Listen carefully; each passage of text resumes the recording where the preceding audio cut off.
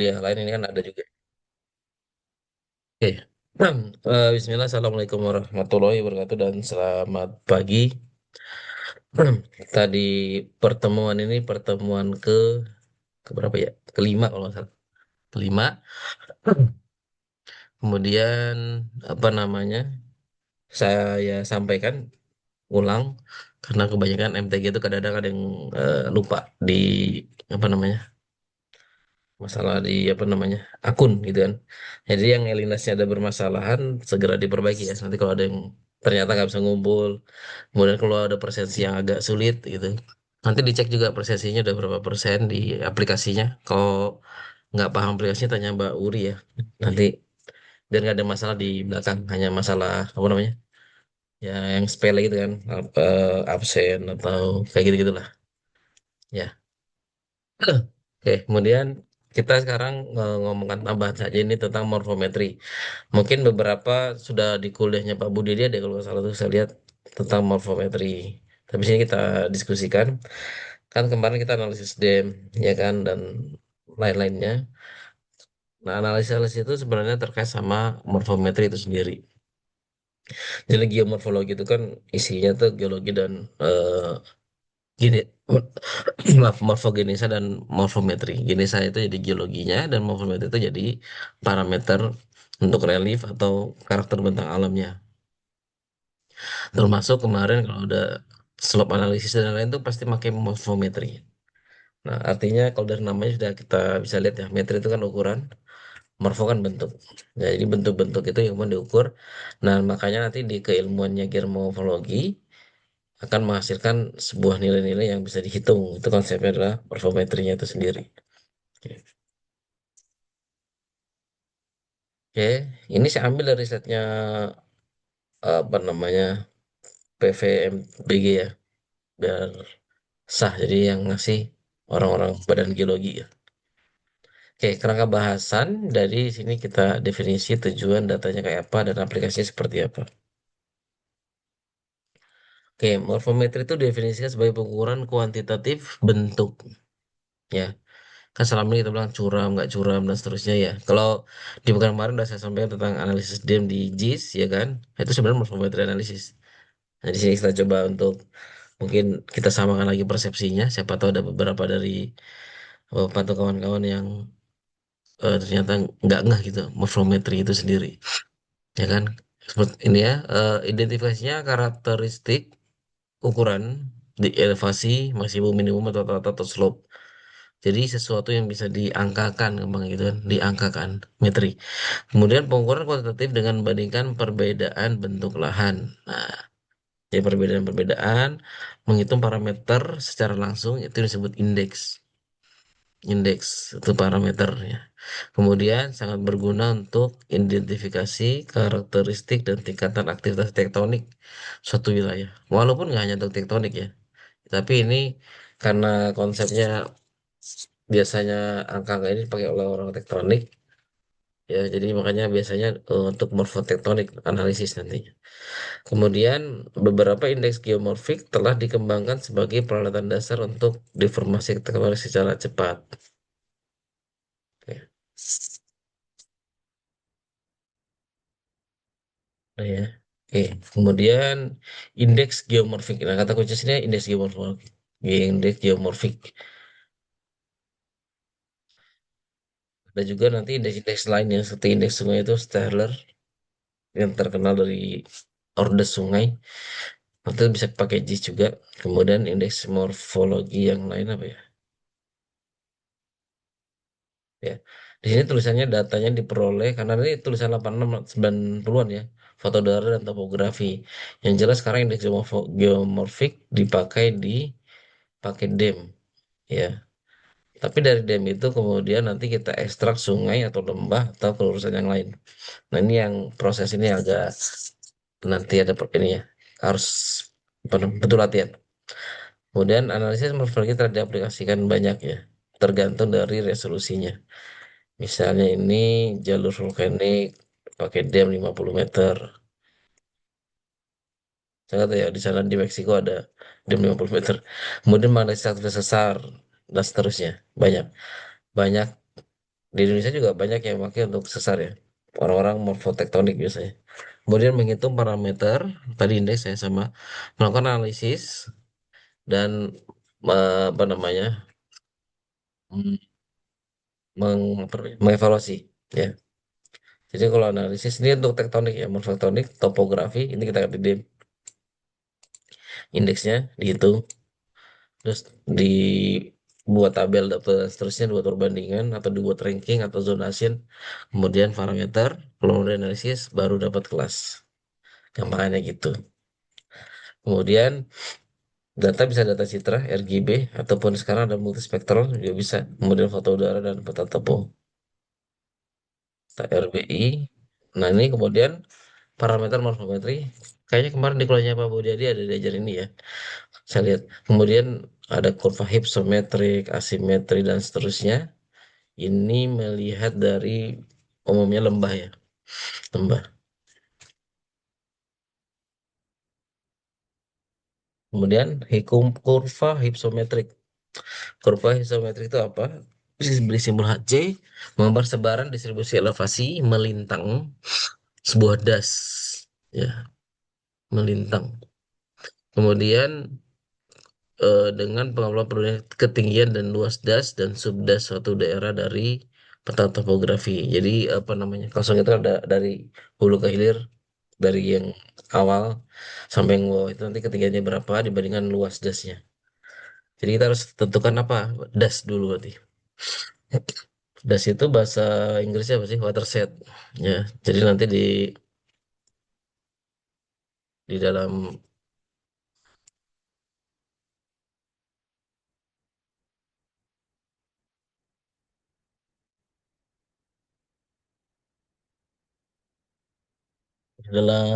ininya mau nggak mau kita harus bisa membuat seperti ini, ya, menganalisis dasnya.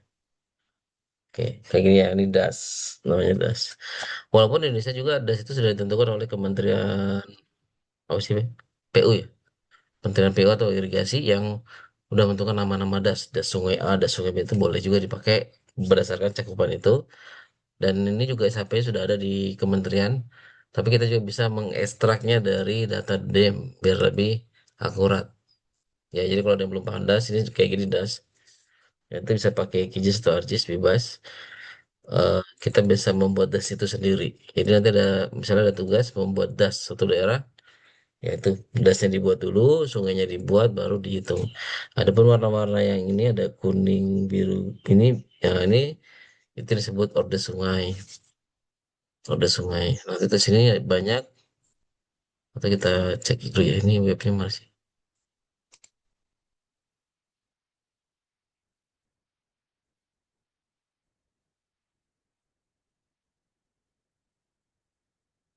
banyak kan iklan. Nah, ini ada cara-caranya kalau mau dibaca sendiri. Aduh, intinya membuat das, Pak. Membuat das dulu. Kemudian kita lanjut kuliahnya dulu ya. Tadi mana? Isometrik. Nah, ya dari das, kemudian dari ketinggiannya nanti dibandingkan. Nah, kualitatif di sini berarti tidak seperti yang kemarin. Kalau kemarin kan latihannya kita bikin slop, bikin itu aja, nah, itu jadi satu warna-warni saja atau di contouring ya bisa. Nah, ini analisis lebih lanjut, artinya membuat wilayah ketinggian kemudian hitungan. Ya, gampangnya seperti ini hypsometric oleh Keller and Pinter tahun 96. Jadi ada ujungnya das, kemudian ada base-nya sebuah das. Ya, tadi yang gambar itu ketinggiannya berapa? Ini apa? Nah, ini hypsometric itu kurvnya itu ya, ini apa namanya? Bentukan lembah lah gampangnya. Alur sungai itu seperti apa? Kalau dulu hitungannya kan Y sama dengan H per H. H kecil H besar. Jadi mediumnya dari lembah dibagi total tinggi itu Y. Kemudian kalau yang XA per A, hmm, ya, jadi ada perbandingan antar luas yang atas dan luas yang bawah. Gampangnya seperti itu ya, walaupun tidak sesederhana itu nantinya. Jadi bentuk isometrik itu bisa macam-macam. Ada yang melengkung ke atas, ada yang ke bawah, dan ada yang cekung. Ya, ada yang cekung. Nah, kita ini kan bisa juga untuk analisis nanti kalau misalnya Bapak orang lingkungan atau analisis banjir ya bisa. Kemudian isometrik integral sama hanya apa namanya? Dia lebih cenderung untuk melihat apa namanya? Lebih inilah, lebih komplit gitu. Kemudian nah seperti ini sama sama aja sebenarnya ya. Hanya membandingkan luas tadi sama ketinggian YH XA tadi ya rumusnya. Bandingkan. H indeksnya jadi 0,5. Ini dari papernya Pak Suparto itu sendiri. Nanti ada contoh kasusnya. Kemudian ada Dennis Basin Asymmetry. Ya, A disebut kodenya AF dari subdas atau das. Itu kan nanti ada sungai utama, kemudian ada kanan dan kiri. Nah, itu hypsometriknya, hypsometrik, maaf, apa namanya, luasannya dibuat rumusan asimetriknya. Jadi AF-nya 100 dikali lebar kanan dan kiri, kayak gitu lah.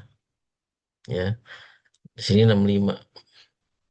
Jadi untuk melihat apa namanya ketidaksimetrian dari sungai, karena sungai itu kan pasti nggak simetri ya. Yang aneh, buat sungainya apa namanya, dasnya. Jika AF menjauhi nilai 50, maka kemiringan terjadi akibat tektonik. Nah, itu interpretasi kasar awalnya ya. Intinya kita dapat angka lah, apa gitu. Nanti kan Bapak kalau membuat tulisan ilmiah terkait ini juga bisa nanti kan keluar tabelnya. Nanti saya kasih contoh jurnal-jurnalnya. Saya sendiri nggak ngelakuin ya, karena bukan bidang saya untuk ngelakuin yang kayak gini. Tapi ya bisa. Kalau suatu waktu kita lakukan praktis dan ada waktu, bisa disesuaikan dengan kaidah. Misalnya saya untuk eksplorasi mungkin juga bisa. Mungkin juga bisa untuk eh, ya disesuaikan aja nanti, disesuaikan bentuknya. Karena saya bilang dari awal, analisis digital dan geomorfologi kita geologi ini hanya tools aja. Semuanya tergantung nanti geologisnya mau untuk apa. Streamline gradient indexnya tadi ada DAS, kemudian ada HIPSO, ada itu asimetris. Sekarang panjangnya SL, streamline panjang indeksnya. SL sama dengan delta H dibagi delta L per kali L.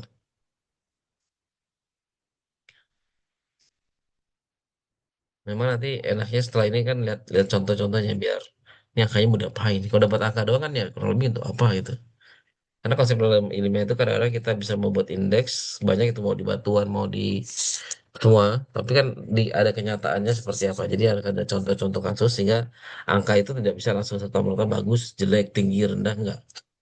Tapi nanti ada peruntukannya atau kenyataannya apa. Nanti kita lihat dari jurnal atau penelitian ataupun kegiatan riset orang-orang ya. Di kita nih kita ikut aja biasanya gitu. Jadi nilai SL sendiri sensitif terhadap perubahan slope channel. Ini diarahkan ke sini ya, tektonik, ke resistensinya, jadi ke erosionalnya.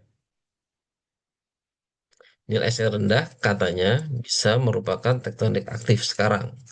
Jadi kalau kita ada peta tektonik aktif ya itu biasanya dihitung dari sini ya. Oke. Kemudian ada SMF perbandingan antara lembah dan lengkung lembah akhir. Gimana tuh ya? Nah, ini ada gambar LS, LMF. Ya, LS misalnya ini Indonesia ya. Jadi ada garis merah, garis biru, dan garis LMF ini yang lengkungan lembahnya. Nah, ini panjangnya dibandingkan gitu aja gampangnya. SNF sama dengan LMF dibagi LS. Jadi yang ini dibagi ini. Ya, kalau kita hitung misalnya ini yang atas nih, kan lembah ini kan lembah itu gampangnya kontur terakhir, tapi nggak mesti kontur satu kontur ya. Ingat ya, bukan satu kontur, tapi lembah terakhir. Kalau kita lihat, ini bukan ini ya. Nah, ini kan bisa juga nanti saya belum pernah coba ya. Tapi maksudnya bisa juga Bapak nyoba pakai yang kemarin saya bilang topographic index. Nah, kita lihat indeks yang paling bawahnya yang nilainya 0. Nah, itu berarti LMF curve-nya. Kalau LS itu ya panjang LF yang kita mau analisis lembahnya misalnya ini. Tentuin aja dari mana ke mananya, tik sini ke sini, atau bisa lebih juga boleh ya. Nah, ketemu. Untuk apa? Berarti kan nanti ini kemungkinannya adalah untuk melihat perbandingan antara kedewasaan erosi atau yang lain, ya kan? Oke. Kemudian SNF, ya, satu nilai mencerminkan keseimbangan antara gaya dan kekuatan erosi, ya kan? Mempunyai kecenderungan memotong sepanjang dan seterusnya. Anda bisa baca sendiri. Kemudian SNF berkisar satu mengindikasikan aktivitas tektonik tinggi. Satu berarti kan panjangnya sama. Kalau panjangnya sama, artinya erosinya kalah sama pengangkatannya atau erosinya belum kuat, ya. Coba kita lihat sini. Kan ini kalau semakin ke dalam, itu kan berarti lembahnya semakin tererosi ya. Kalau dia baru terangkat kan dia harusnya seperti ini nih. Yang ini gambar biru nih. Ini baru nih. Berarti kan erosi belum banyak tuh, ya kan? Nah, itu berarti ini LSLF ini relatif mendekati 1, sekian. Kecil ini. Kalau yang ini yang atas dia lebih banyak erosinya. Kan gampang gitu. Gampangannya sih. Tapi ya nanti kita lihat paper-papernya. Oke. Seperti kemudian ada VF, rasio of volume VF. Rasio lebar lembah terhadap tinggi lebar dan tinggi lembah. Nilai rasionya kecil, lembah sempit, bentuk V, artinya berkaitan dengan tektonik. Ya, ini semua dikaitkan dengan tektonik emang ya. Tapi ini untuk melihat lembahnya itu bentuknya V atau U kan ada teori gitu ya. Jadi lembahnya itu eh, tajam atau lembahnya melebar. Otomatis ini kan akan terkait sama proses erosinya, lebih dominan erosi, pengangkatan atau pensedimentasian. Itu kan lihat dari sini. Kalau daerah-daerah yang masih terjal-terjal itu kan berarti lebih dominan di terangkatnya dibandingin erosi sungainya, kan gitu. Ya. Tapi nanti ini juga akan ada hal-hal yang agak membingungkan. Contohnya kita kalau berhadapan sama daerah vulkanik itu pasti terjal, terjal dan dalam, ya kan? Atau daerah vulkanik yang tua pun itu misalnya ketemu lava andesit itu pasti terjal-terjal. Kalau itu batu sedimen rata-rata ya nggak terlalu terjal, gitu kan? Anda bisa bayangkan kalau terkenal di dunia kan Grand Canyon ya. Grand Canyon kan itu terjal. Itu kan emang katanya itu tektoniknya lebih kuat dibandingin ininya. Karena itu kan konsep daerah pengangkatan. Ya, gitu ya. Intinya ada hitungan. Ini semua nanti dihitung, kemudian didatabasekan, kemudian seterusnya. Terus dari Basin Index ini mirip sama yang tadi. Apa tadi? Yang ini nih. SL, salah. Ya, mirip sama SL ya. Tapi saya lebih ke panjang, kalau ini lebih ke lebar, lebar kayak elips ya. Jadi lebar diameter tengah ya, sumbu minimum dan sumbu maksimum. Oke. Oke. Nah, kita sekarang pertanyaannya, apakah ini manual atau otomatis gitu kan? Kalau udah main komputasi, kita bisa buat ini sebagai otomatis. Ya, kita melihat cari jarak minimumnya antara titik-titiknya, node-nya. Ya, bisa. Tapi kalau mau aman, emang manual. Tapi sebenarnya otomatis juga bisa. Coba aja buat, tapi kan lumayan ini. Bisa lah kalau biasa main komputer. Digi juga bisa deh nanti. Intinya bisa. Kemudian dari basic index mana tadi? Yang ini ya. Nah ini di sini contohnya ya. Ini foto udara ya. Kelihatan ini buat cerita satelit nih. Foto udara tuh kadang-kadang kita ngelihatnya kalau dalam satu image kayak dua 3D gitu, lembah jadi gunung-gunung jadi lembah. Hmm. Karena warnanya bu-abu kan. Oke, jadi melihat bentuknya pertama elongate atau membulat gitu kan. Jadi aktif atau tidak. Kalau nilai BS-nya itu lebih besar dari rata-rata apa? Aktif apabila nilai BS-nya lebih besar. BS-nya itu besar. BS itu apa? B, BS ini indisnya berarti B. Gimana tadi maksudnya? BI dikurang BW. Artinya bulat sama panjang itu tektoniknya lebih kuat yang panjang. Mencung itu. Oke. Kemudian kenampakan bentuk lahan. Kan kalau di lapangan kan gini nih. Ya. Jadi emang kalau kadang-kadang kita ngelihat misalnya geologi saya bisa ngelihat oh ini ada dua bukit, ini tektonik atau tidak, ini akibat vulkanik atau ini akibat sesar atau perbedaan litologi. atau buatan manusia gitu bisa kita lihat ya. Kalau lama-lama yang kita pertemuan pertama, bahwa kalau orang-orang geologi atau orang-orang alam tuh melihat sesuatu akan berpikir ya kan, kenapanya dan genetiknya.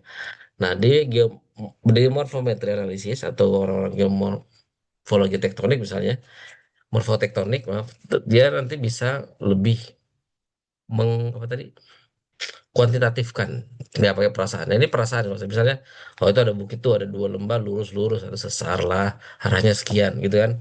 Nah itu perasaan, tapi nanti kita bisa hitung dengan topografinya dari jadi indeks-indeks tadi, jadi kualitatif gitu kan. Kalau semuanya tidak dihitung nanti kan ujung-ujungnya apa, ujung-ujungnya sama, jadinya kan sama-sama berpeluang kena sesar misalkan gitu.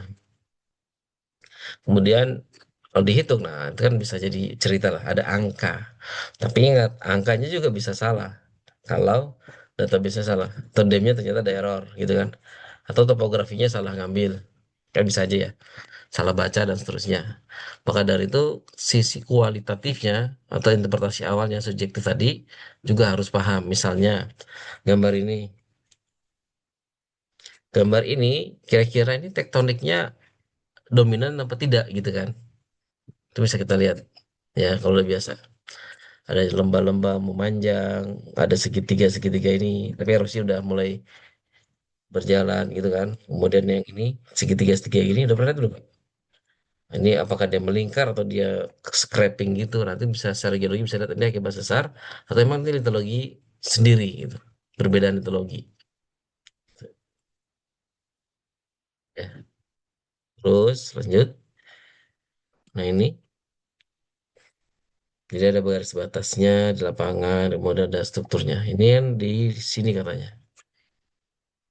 Nah itu.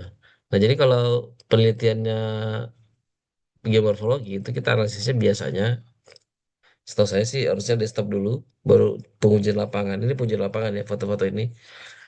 Kemudian untuk menyimpulkan di terakhir hari gitu konsepnya. Karena nggak mungkin kita ke lapangan 10 apa nih, ini aja udah satu dua, ini aja 30 kilo, 30 kilo kali 20 kilo kan nggak mungkin didatengin per kilonya kan nggak mungkin juga. Hanya perwakilan. Nah perwakilan itu kita dapat dari analisis awal di peta. Oke, aplikasi pertama untuk kelas tektonik. Jadi kelas tektonik berdasarkan tulisan yang sudah ada yang dipakai oleh Pak Suryanto ini, parameter yang dipakai hanya SL, HI, BS, AF, SMF itu aja. Angkanya ada kelas satu, kelas 2 dan kelas 3. Nah, biasanya kita kalau mau nulis ya udahlah ikut ini aja gitu. Yang udah meneliti. Meneliti gimana ya tadi. Jadi ada dia menganalisis desktop dulu buat rumus, ya kan penelitinya gitu ya. Ini Alhamdulillah ini sama Bozorki itu dia buat itu kemudian ke lapangan dapat nilainya, range-nya dapat. Walaupun range ini nanti kalau secara ilmiah bisa digeser, misalnya kelas satu 500 enggak, saya kelas satu 400 itu biasanya bisa kalau data kita butuh seperti itu ya. Tapi kalau mau ikut aja juga boleh. Tapi kita lihat dulu Elhamdo ini dan Borjogi ini di mana penelitiannya. Masalahnya kita daerah tropis.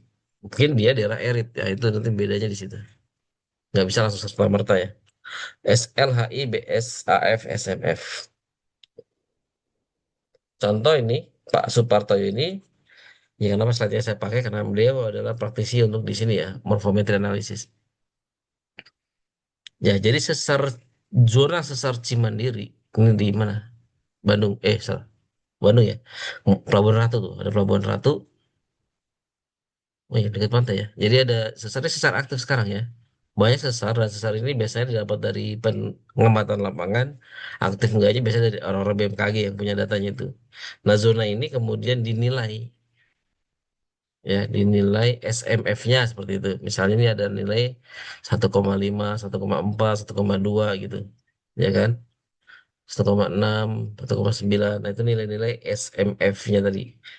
SMF, SMF ini tadi ya. Iya. Perbandingan panjang yang diukur sama lengkung kurva dari lembahnya.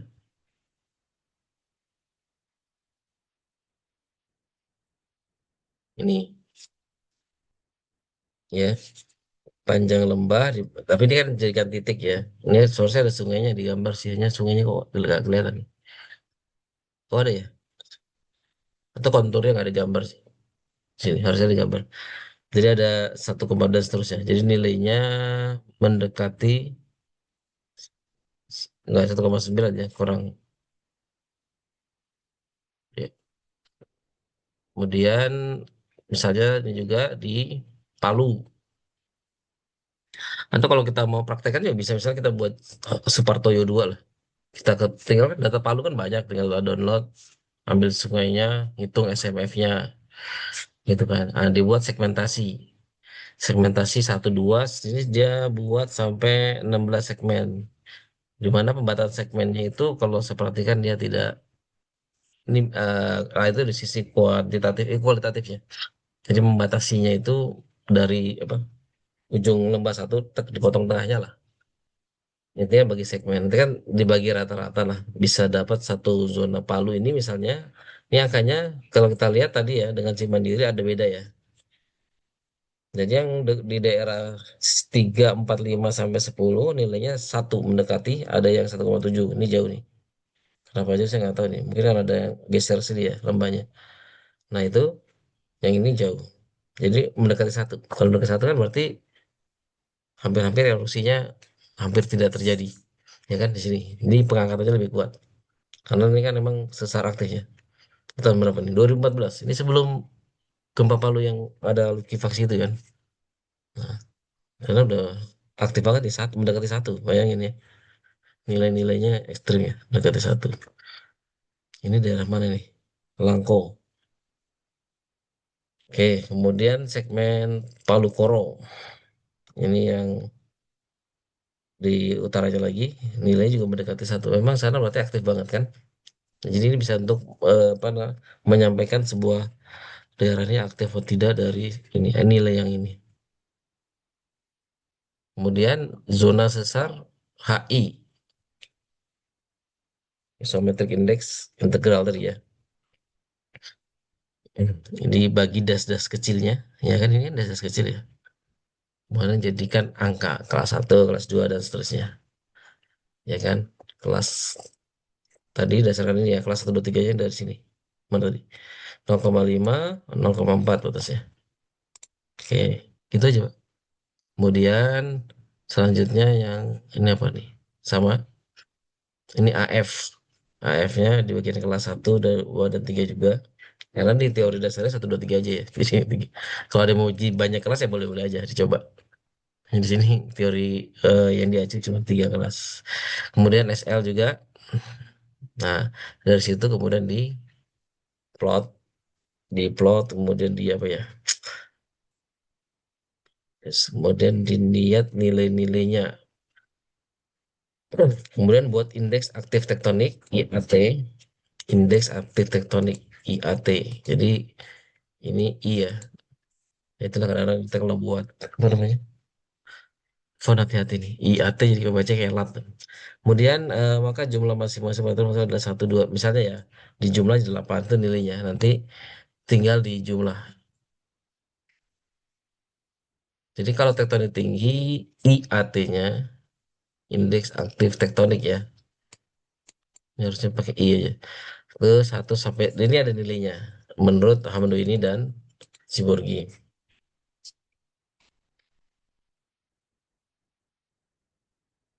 Nah, nah, ini IAT ya. Saya takutnya bahwa ada yang salah baca lat ya. Saya tadi juga dulu bacanya lat. Ya, indeks ya. Jadi ini nilai akhirnya. Jadi peta produksi dari analisis morfometri misalnya Pak Suparto di Mandiri Volt itu dia membuat berapa segmen tuh ya. Angka paling tinggi berapa nih? 73 kurang lebih ya itu ada angka 73 kan. Nah, berarti ada 73 eh, das kecil yang dianalisis kemudian nilainya adalah seperti ini warna-warninya. Nah, yang sangat tinggi sekitar Cibodas 57 berarti itu berisiko untuk bergerak atau bahkan daerah itu mungkin aktif secara tektonik kan gitu. Itu daerah itu termasuk bencana tinggi. Yang kemarin gempa itu kali ya, kalau nggak salah. Ya kan? Kemudian ini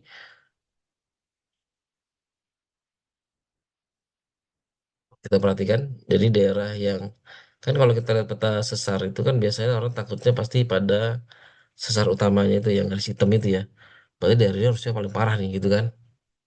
Ternyata sesar tidak begitu juga ya. Jadi dia ada apa namanya ikutannya dan ini dinyatakan di ya, saya nggak tahu nomor 42 457 itu yang di tadi Cibodas itu yang warna paling ekstrim merah sangat tinggi. Artinya itu yang sangat-sangat aktif berdasar ini ya, berdasar peta ini. Jadi di zona rawannya itu ada merah dan ungu. Kalau untuk kegempaan ya, kan gitu. Nah, jadi analisis ini bisa untuk membantu daerah-daerah yang mungkin harusnya di asesmen ulang. Oke, kemudian ada juga yang misalnya nih orang ini tadi Elhamdo ini nih, dia penelitiannya di Spanyol.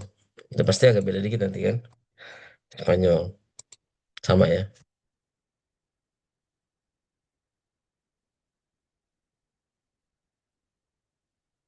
Dan ini Desburgi dia di masih Iran, ini di Iran. Nah, tentunya kayak gini kan ada sistemnya manual, ada yang otomatis atau ada yang semi otomatis dari komputasi. Nah, itu nanti fungsi ke pendigitalannya ya kita harus memahami tadi dari kemarin tuh ya. Jadi pintar-pintarnya kita dalam ini ya. Kalau analisis perfaktornya dari digital. Kalau saya sih sarankan kalau sekarang kalau misalnya JIS mau nggak mau bapak-bapak kalau nanti ada tugas untuk analisis ini ya daerahnya nggak usah luas, yang penting bener ya. Nanti bisa manual atau kita bisa ambil contouring atau kita bisa ambil pakai indeks-indeks topografi.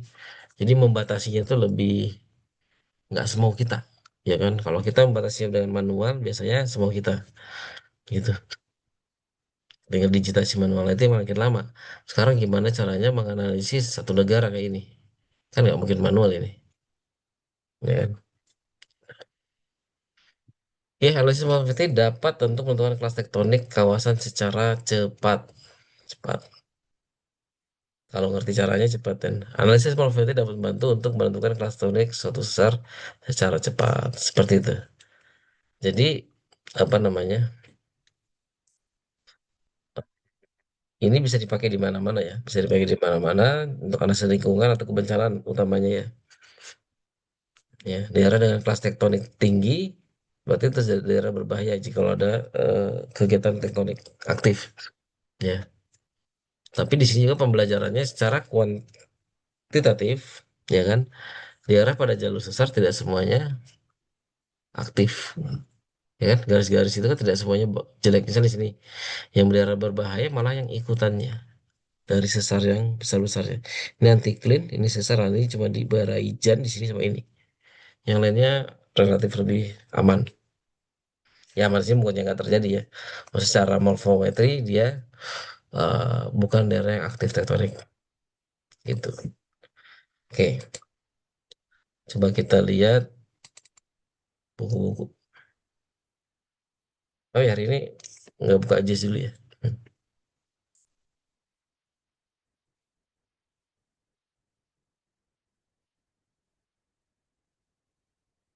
Ini tahun 2000 nanti saya share ya. Apa saya udah share ya? Lupa saya. 2004.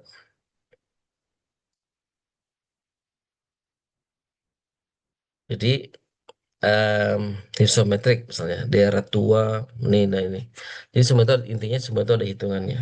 Tidak pakai perasaan. Jadi kalau di S2 ya, S2 sebenarnya misalnya ngomongin morfologinya itu terjal. Nggak bisa itu. Harus slope-nya berapa. Ini daerahnya ini mudah nih. Berapa angkanya gitu. Jadi harus ada angka itu. Jadi kalau mau tahu kalau kuliah kan ada S1, S2, S3. Kalau S1 itu masih boleh ya, tergantung topiknya apa. Tapi kalau di S2 itu sebenarnya semua harus ada angkanya, ada ujinya, ya kan? Apalagi S3. Kalau S3 harus terbukti secara empirik, ya, datanya banyak. Makanya kalau perbedaannya nanti saya nggak tahu, nanti kan tergantung tesisnya judulnya apa. Jadi perbedaannya kalau saya biasa tanya S1, bedanya satu S2 apa sih Pak? Kadang-kadang judulnya mirip-mirip kan. Ya beda di sini. Bedanya adalah banyaknya eh, objektifnya. Jadi objektifnya itu semakin tinggi, maka itu semakin tinggi garis stratanya. Kalau saya lihat itu ya, bukan banyak datanya. Iya artinya kalau biasanya kalau S2 tuh datanya mungkin 1000, kalau S1 100 cukup. Kalau S3 50.000 datanya. Kenapa makin banyak datanya? Karena dia harus semakin empirik, kan gitu. Nanti bisa dilihat sendiri ya dari tesis Bapak, apakah datanya empirik atau tidak. Misalnya kalau saya pribadi, S1 data kimianya berapa sih? 4 5 sampel. Itu pun REE ya, 64 unsur. Kemudian mappingnya sih, kalau mapping tergantung luasan daerah. Data Petro misalnya cuma 10, ya kan. Atau S2, data Petro mungkin bisa 30-an. Data data mineralogi saya tuh 5.000 data dulu. 5.000 data spektral, ya kan. Nah, S3 sama, jadi lebih banyak lagi dan lebih dalam, ya kan. Jadi ini untuk seri aja. Jadi misalnya saya ngomong waktu S1 ngomongin porfiri, ya kira-kira gitulah. S2 ngomongin HS, kebetulan high sulfur density thermal, ya seperti itulah, angkanya sekian-sekian loginya ini. Kalau S3 saya ngomongin porfiri, airnya mana? Airnya dari mana? Harus isotop gitu. Jadi pembuktiannya harus benar-benar empirik. Nah, itu nanti bedanya di situ. Jadi kalau bilang, tapi sebenarnya gampang. Makanya kalau nanti kalau ada masalah itu silakan. Jadi perbedaannya S2 S3 itu hanya di situ sebenarnya. Walaupun ada yang bilang, kok nggak tesisnya nggak sekompleks S1 ya gitu. Kadang-kadang gitu. Malah kadang-kadang S1 tuh lebih kompleks dibandingin S2. Tapi kompleksitas S1 tuh biasanya kompleks aja. Cuman kompleks aja tapi nggak menyentuh, nggak nyentuh ngomongin apa gitu. Gitu ya. Makanya banyak data itu paling aman gitu. Nah, ini di morfometri misalnya waktu S1 kita ngomong ini stadia muda, ciri-cirinya banyak erosinya, lembahnya lebar, bentuknya U gitu kan. Ya nggak? Bentuknya V dan seterusnya. Kalau di sini beda. Bentuknya indeksnya apa? Indeksnya apa, luasannya berapa, dasnya berapa, gitu. Dan seterusnya keluar gitu. Kalau S3 ya lebih luas lagi. S3 lebih luas lagi. Nanti ada pengukuran lokal. Ya. Oke, ini ada buku morfometri seperti ya kurang lebih gambarannya kalau orang morfometri itu ini sainsnya geologi lah. Hmm. Dan belum tentu geologis ya, belum tentu geologis ya orang ngomong ini. Bisa aja orang geografi atau geodetik juga bisa, geomatik juga bisa. Pokoknya yang terkait ilmu rupa bumi lah. Oke, ya kan data. Intinya nanti semua tulisan ini buku ya. Dan tulisan mana ya? Kita lihat tulisan contoh struktur arsitektur. Kalau ini lebih kualitatif ya. Nih, ini sisi geologinya dia bisa membatasi. Karena kita mengukur hanya yang dibatasi ya. Nggak semua harus diukur. Karena nanti bisa salah. Kalau ini ada angkanya nggak ya? Kita cek dulu. Ya kan kayak gini. Hmm, ini hanya kelurusannya. Density dan kerapatan. Ya. Nah ini awalnya kayak gini kelas S2, S3 kan. Boleh nih. Saya, ini lebih ke bukan morphomet analisis kali ini tadi. Sorry. Oh, ini Solok. Solok itu sih Padang ya? Kota Barat. Untuk geothermal. Nah, kan dia morfotektonik analisis untuk geothermal. Sebenarnya sih morfometri analisis ya. Belum tentu tektonik ini wajib ikut ya. Hanya biasanya orang tektonik yang ngitung-ngitung SMF, HF itu tuh biasanya orang tektonik. Tapi nggak mesti tektonik sebenarnya. Lagi juga untuk geothermal ini judulnya.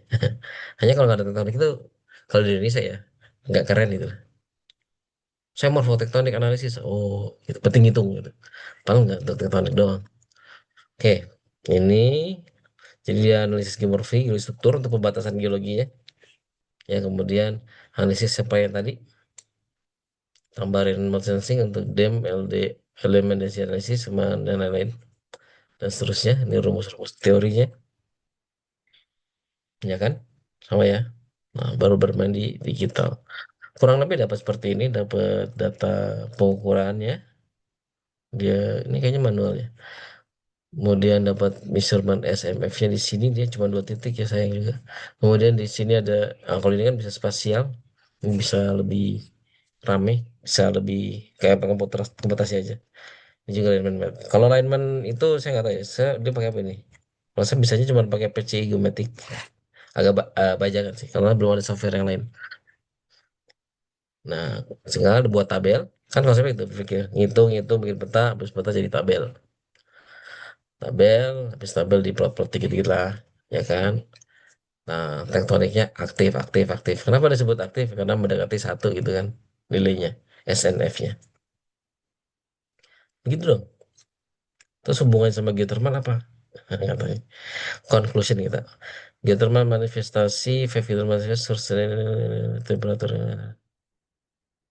Mana konklusinya?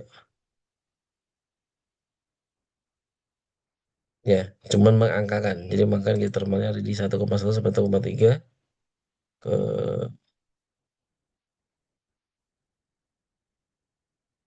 ya jadi kata dia terpengaruh oleh VF sama SMF. Ya, SMF tinggi ada geothermalnya gitu versi dia. Tapi ini kayaknya nggak menyimpulkan juga ya. Jadi kalau nggak pasti semua paper itu sesuai dengan pola pikir kita ya. Oke, kemudian satu lagi, ini apa nih? Morfol tektonik untuk Rockmas. Geoteknik nih.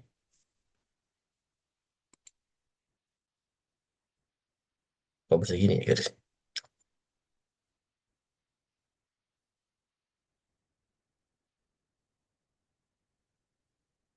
Oke, prosedurnya. Kita yang kan mempelajari prosedurnya dia.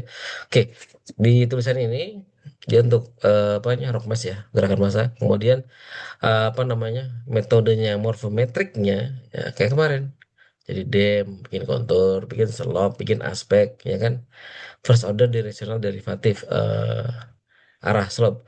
Kemudian shading relief. Set relief ya bayangan itu ya. Kemudian set directional analysis, morpho linearment. Nah, jadi lebih keren nambahin morpho ya, padahal sebetulnya alignment aja sebenarnya. Ya, jadi dia mengekstrak alignment dari semua data yang Bapak coba pekan lalu bikin itu, sensor bikin. Dem, berarti daripada ketinggian dibuat lurusannya, dari slope dibuat lurusannya, dari aspek dibuat lurusannya, itu bisa beda ya. Kemudian dari yang lain gitu. Ya, dari lain. Kemudian analisis struktur tektonik, kemudian komparatifkan gitu. Ada juga yang pakai sungai juga ada kelurusan sungai dan seterusnya. Intinya yang kita coba dari dem analisis kemarin itu ya kepake tergantung kita mau kemana itu arahnya. Oke, ya derivatif Rockmas. Terus ini ini mana ya? Cisadane. Cisadane itu mana, Pak? Hmm. Oke, Cisadane tadi coba kita lihat. Dia tambahkan, misalnya dia analisisnya dari data-data DSM yang ngambil dari Terasar dan Spot 6. Nah, ini berarti dari awal dia analisisnya bagus ya. Kemudian DTM dari Terasar X. Sekarang udah ada Demnas ya. Pakai Demnas cukup berarti, ya kan? Hmm. Di analisis, citra analisis, informasi dan analisis. Ini panjang, so, aduh gak kebaca lagi. Dan, jadi dia menganalisis dari citra satelit langsung. Jadi dari analisis, dia ngolah dari awal. Benar-benar dari awal ini. Hmm. Jadi nggak pakai datanya orang ya. Kemudian analisis dasnya, ini dasnya, Cisadane. Dasnya dari ini ya, dari laut sampai ke puncak gunungnya. Ya, kemudian dia analisis sungai utamanya yang kuning, Sungai Cisadane, baru di kita lihat ya. Nah, sungainya banyak banget nih. Ini ngambil dari RBI ya. Sungai banyak. Ya, bukan RBI ini ya. Ekstraksi manual ini. Kemudian diinterpretasi geologinya. Ini polanya ya. Pola seperti itu. Geologinya. Mana terakhir? Angka, angka, angka. Kelurusan. Kelurusannya dia sungai dan punggungan. Kayaknya lihat dari diagram rusnya agak agak mencurigakan. Kemudian ini dia pakai bifurx apa namanya, rasio pencabangan sungai. Nanti juga baru lihat ya kayak gitulah. Nanti dia ngacu pada sama Keller Minter juga ya. Jadi ada RBNU plus NU plus 1. Jadi kita harus Taylor order dulu Pak. bagaimana caranya. Sebenarnya nanti ada di ini, di mana? Di Arjis ada.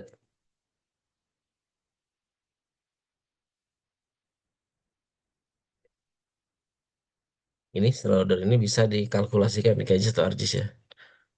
Ini otomatis bisa nanti, tapi ada alur kerjanya. Jadi nanti bapak buat ini ya. Nanti belum tugasnya mungkin 2 minggu lagi buat ini. Kalau order ada 1 2 3 tapi otomatis. Kalau manual bisa nangis nangis pak. Ya 1 2 3. Ini tergantung data DM-nya nanti. Nanti data ini dimasukkan ke mata di papernya ini, ya kan. Seterusnya ini ada seller ordernya udah buat. Saya tadi pakai ARGIS kayaknya. Kemudian ini ada ke order salah, 1 2 3 4 order ya kalau nggak salah nih. Oh, lima order. Mas nanti dihitung mana hitungannya nih? Berarti kurang hitungannya nih papernya. Hah, jadi tos ya. Harus ada tabelnya ya. Setiap analisis itu harus mengeluarkan data tabel minimal. Mana tabel di sini? Nggak ada. Cuma ada angka-angka gitu dong. Tabel. Harusnya ada ya. Harus ada. Ada.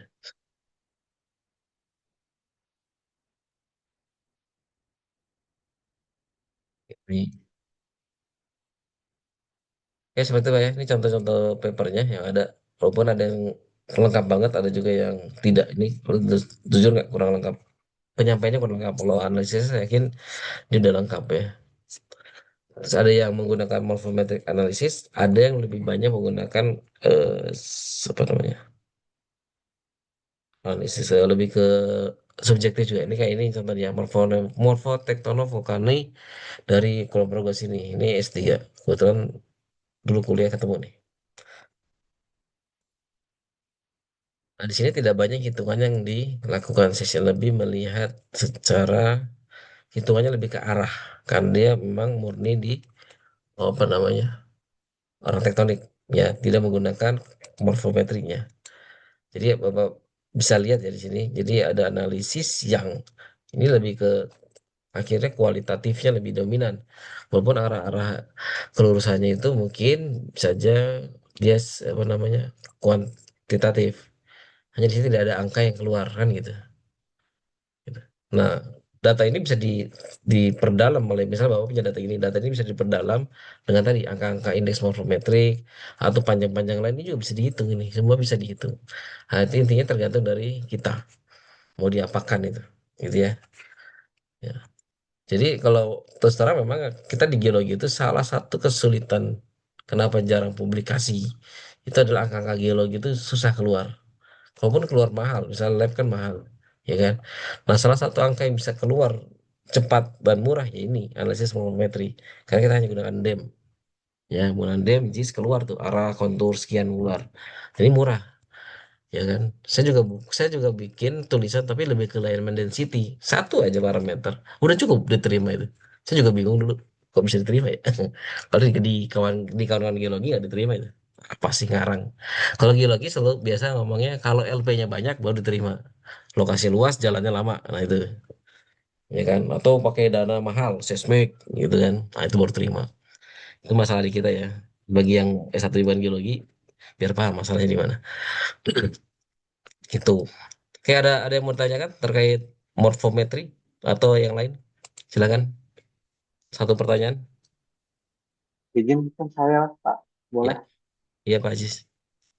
Ya, Pak, kalau kita untuk analisa potensi air tanah dari morfometri ini, bisa nggak ya, Pak ya? Uh, bisa banget. Oh, apa kualitas? Bisa ya, Pak? Potensi air tanahnya. Oh, bisa. Kita cari aja Hmm. yang udah nulis kan. Jangan, tapi jangan bilang bisa. Saya bilang bisa, tapi buat saya yang buat ya. Karena saya orang mineral. Jujur aja. Chronometer.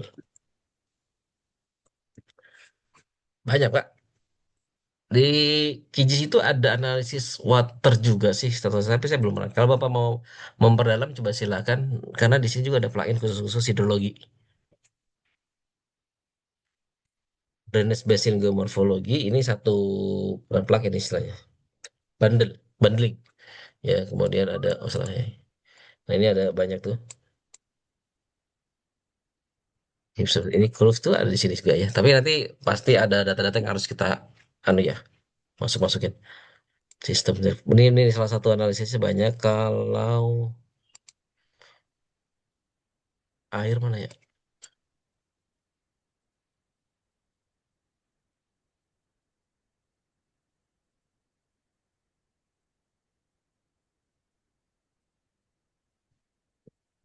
Jadi tinggal coba, saya belum pernah coba. Kalau ini ada, kalau jurnalnya ada, kalau jurnalnya banyak gitu kan.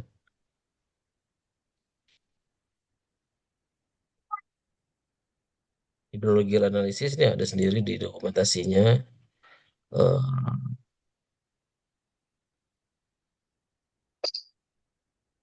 Intinya adalah, kamu mau fokus di air ya?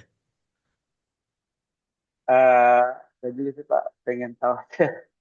Oh ya, ya. Yang jelas kalau kita baru buka ini kan ada, walaupun kalau mode flow ini kan analisis hidrologi normal ya. Yang Ya. ini, yang walaupun nanti ada harus ada data permukaan ya, harus ada data permukaan kemungkinan ya. Tapi kalau cuma untuk Hmm. analisis limpasan air bahkan banjir itu udah ada hitungannya baik di QGIS atau ada software yang open source juga ada yang apa sih namanya?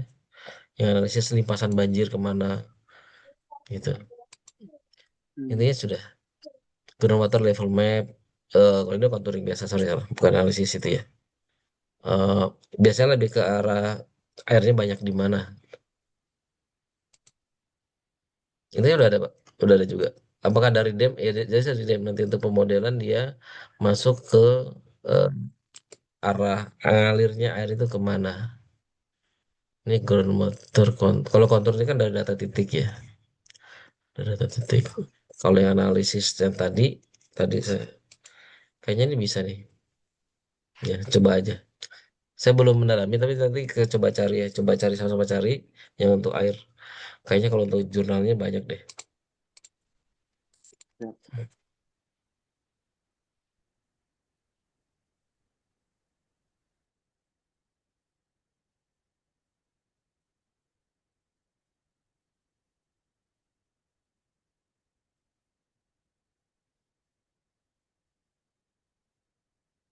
Ini ya, berapa nih? Waduh. Water Resource Taiwan 34% pakai JIS. Dia litologi, land cover, land use, lineament, drainage, and slope. Oke, berarti bisa Pak ya? Ya kan? Bisa.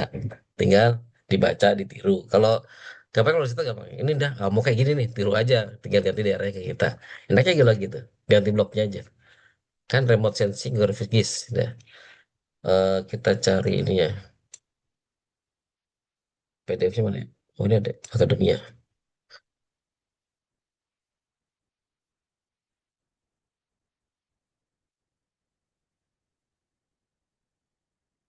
Hmm.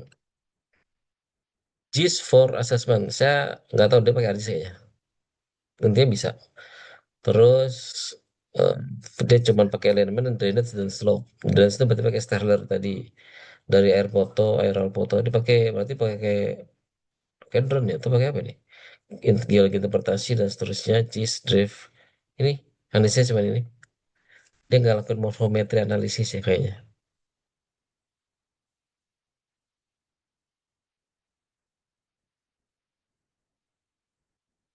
Dia hanya menghitung ini.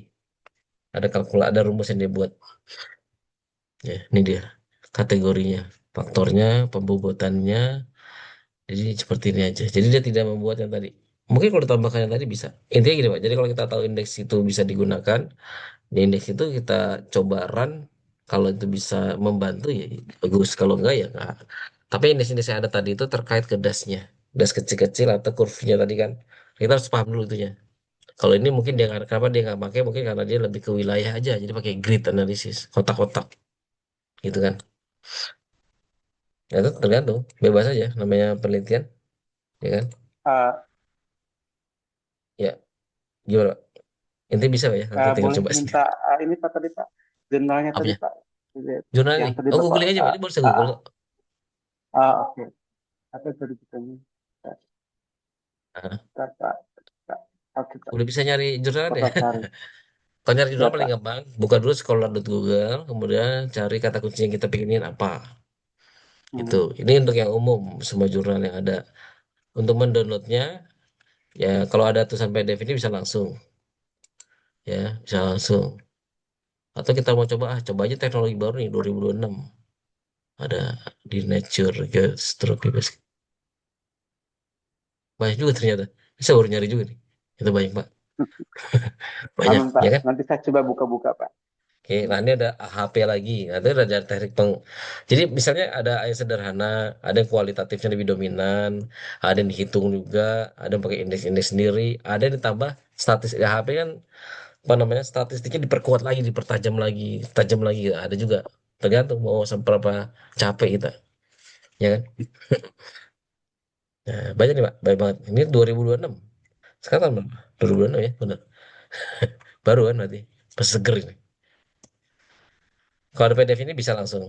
Kalau tidak ada berarti perlu cara sendiri. Gimana caranya? Karena ini kuliah nggak boleh diajarin caranya. Tinggal Google aja cara mendownload gitu. Saya nggak boleh ngajarin pakai kuliah nanti ngajarin pembajakannya. Kuliah kan tinggal di save nih, tinggal di save. Tapi kalau bapak Siap, cara Pak. paper, jurnal zaman sekarang itu gini, agak lucu ya. Jadi misalnya ada judul, kita tertarik sama yang ini, kita bisa cari lagi di Google. Kadang-kadang penulisnya ngasih ke ResearchGate gratis. Karena dia juga sebenarnya saya nggak mau lah punya satu dibeli. Karena jurnal itu kadang harus member ya, beli. Nah, jadi dia buka gratis tuh ada. Ya, kecuali nih Springer yang ini memang dia kebetulan digratiskan. Yang ini kan nggak. Ada caranya ada. Tapi kadang-kadang misalnya ini, kadang-kadang kita cari aja gini. Ini yang saya bukan versi ini ya. Nah, kan keluarnya kayak gini. Ini harus sebenarnya ini harus harus masuk Science Direct. Kita harus langganan. Kebetulan kita juga ada langganan ya. Kampus kita juga belum langganan. Nanti kadang-kadang dia ngeluarin yang nih ResearchGate. ResearchGate ini yang judulnya sama nggak tapi ya. Contoh aja, ResearchGate ini open ya. Kenapa? Karena punya pribadi. Jadi kita bisa download. Klik, ya kan kita bisa download ya. Padahal jurnalnya tadinya harusnya berbayar. Ya gitu. Jadi kita bisa download dan ini emang sengaja dibuka sama dia. Gitu. Kalau jadi tadi contohnya ya, saya judulnya bukan yang ini tadi. Contohnya. Tapi kalau enggak ada caranya, tapi ya nanti Bapak Google sendiri lah caranya gimana. Gitu. Siap, Pak. Oke, mungkin begitu dulu ya. Terima kasih Siap, Pak. atas waktunya. Sampai jumpa lagi minggu depan. Assalamualaikum warahmatullahi wabarakatuh. Waalaikumsalam Waalaikumsalam wabarakatuh. warahmatullahi Terima kasih, wabarakatuh. Pak. Ya, Terima kasih, Pak. ya.